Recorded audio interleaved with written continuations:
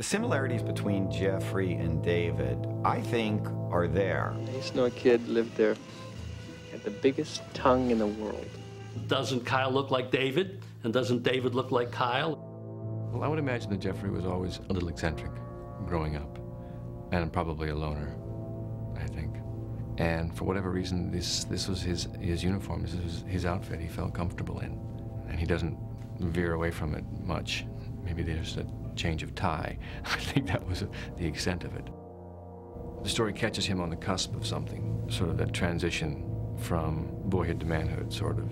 He sort of, not willingly all the time, but he does go through the journey, and then once he gets close, it's like that image of, you know, you're grabbed by fate, whatever, and pulled along. You've sort of gone too far, particularly when he meets Dennis. Who is this fuck? A friend. He's from the neighborhood. We were just talking. And Jeffrey is a voyeur and does not remain clean. He's certainly exploring his perversions, let's say. He's fascinated by the self-destructive chanteuse, this beautiful, voluptuous, and I think it's a mixture of both wanting to take care of as well as desecrate. He has the same impulses, and maybe thinking maybe by caring for her, she will be his, and somehow he'll be able to devour her, you know, at the same time being devoured by her. Is that you, Jeffrey? Yeah, it's me. Jeffrey. Sandy is the girl that gets Jeffrey involved with this whole thing in the first place. Sandy is also very interested in voyeurism. She listens to certain things. She gathers information. She's a detective. My room is right above my father's office, so... Above your father's office? So I heard a few things about the year. She's seemingly the all-American, lovable girl next door, the high school sweetheart. She's the light. She's, you know, the positive side. These were all the descriptions he gave me for the movie. And some of them are tangible and some of them are abstract, you know, in terms of the light and the dark and, you know, the seeming perfect world and the underbelly of it. You know anything?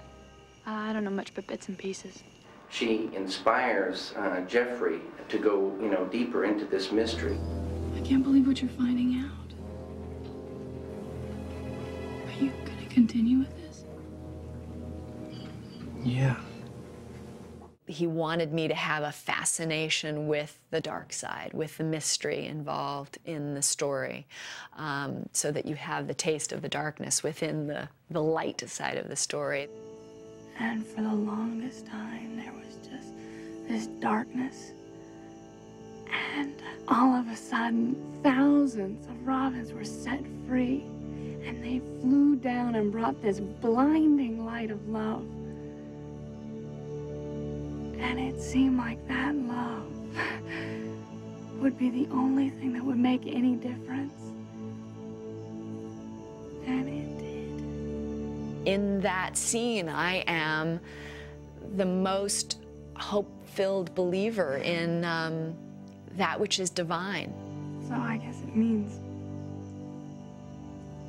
there is trouble till the robins come. And really being confused, as is Jeffrey, in our lost innocence, that there are people like Frank. You know, why is there so much trouble in this world?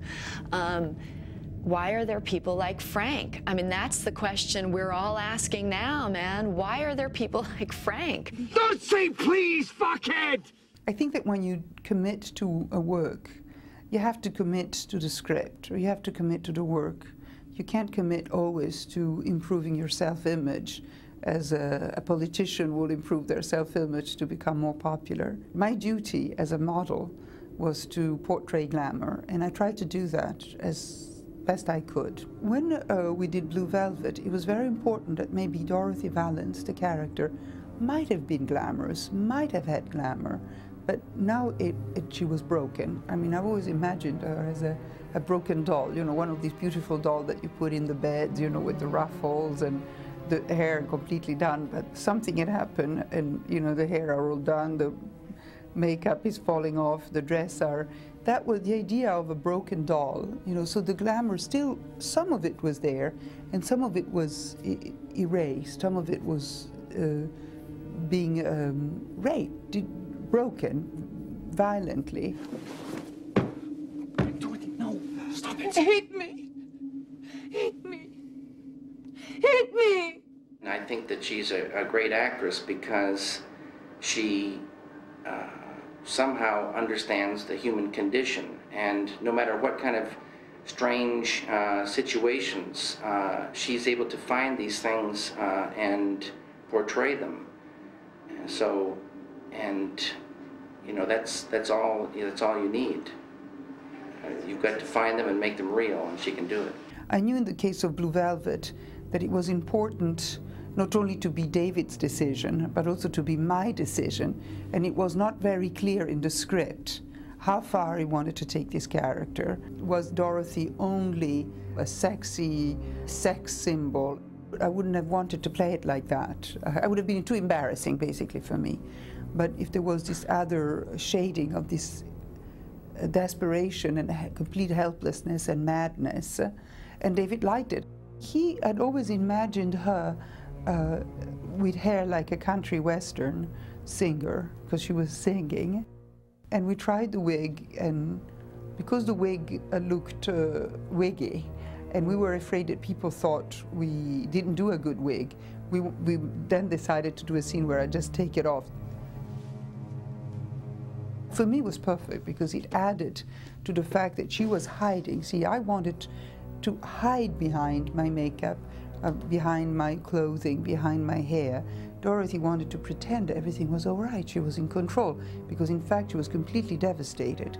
So I made, you know, the makeup the most traditionally. Black eyeliner, black eyelashes, blue, red lips, smile, perfect hair, you know, clothes perfect, almost like a facade that would hide the tempest and the torment and the fact that she couldn't make any sense. But she brings this facade like a little doll. Everything is fine. So I loved wearing the wig. It was part of the camouflage, her madness.